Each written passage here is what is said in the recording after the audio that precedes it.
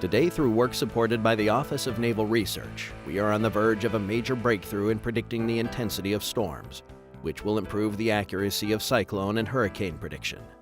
Typhoons, or tropical cyclones in more general terms, are some of the most persistent and destructive weather phenomenon in the U.S. Pacific Command's area of responsibility. Tropical storm formation is probably one of the remaining mysteries in tropical meteorology. Although called different names, hurricanes, cyclones, and typhoons have similar characteristics.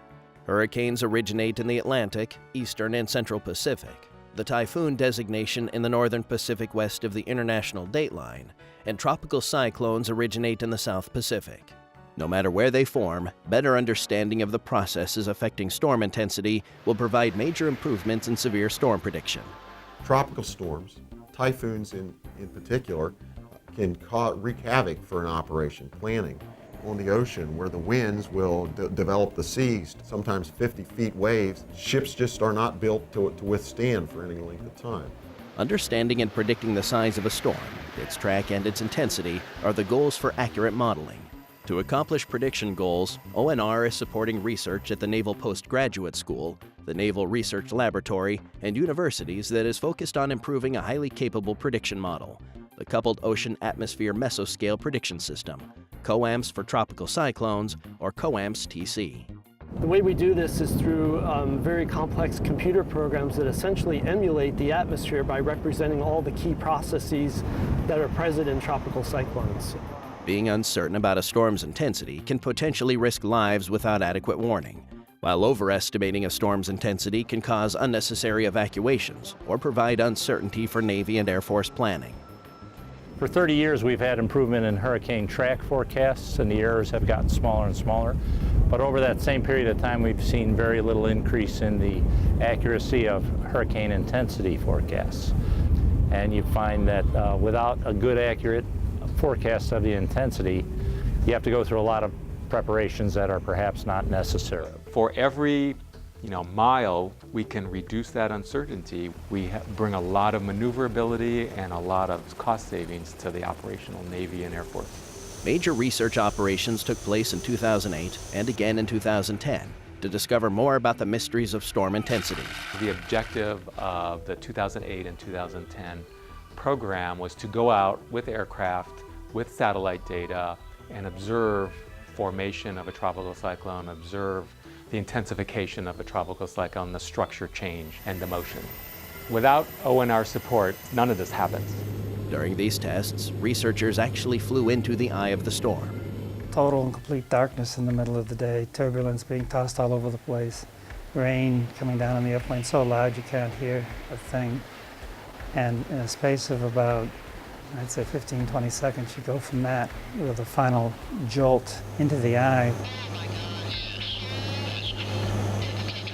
Both NRL's P-3s and Air Force Reserve C-130s provided opportunities for data gathering during each test. One of the most unique aspects was we were able, with the C-130, the Hurricane Hunter aircraft, to fly right along the front of a storm, open the back end, and drop instruments into the ocean before the storm passed over those instruments. Those instruments are known as AXBTs and dropsondes. AXBTs measure temperature profiles in the ocean.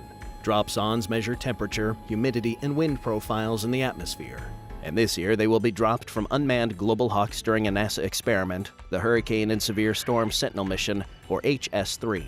With an aircraft like the Global Hawk, we have 30-hour flights, and we can have 20 hours or more on station, or going all the way out to the Central or Eastern Atlantic, flying from the east coast of the U.S. The Global Hawks are gathering key data that will be fed into the COAMPS-TC model. So the Global Hawks give us an opportunity to look at a region of the atmosphere that has never been observed before around hurricanes, and that's the area between 30 and 60,000 feet. Forecasters depend on accurate models.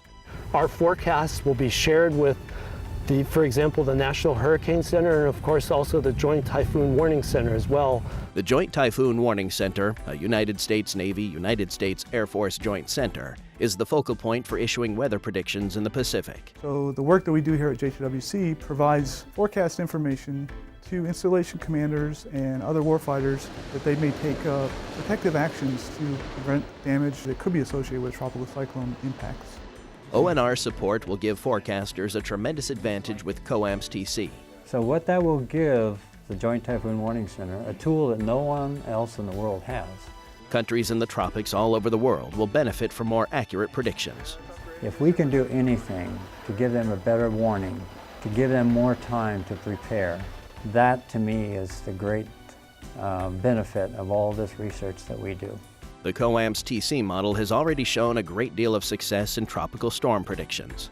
Our model was able to forecast that 28 out of the 52 weeks there would be no storms and there were no storms. It allows the operator on the other end that has to deploy those forces into the future look and say, we have a superior forecast, we have superior information, and we can go forward with the operation. So ultimately, if we can understand hurricanes better and understand some of the physical processes that are going on, and then model them with models like COAMPS TC, I think we can make better predictions for the Navy, which is especially important both in the Atlantic and in the Westpac for fleet safety.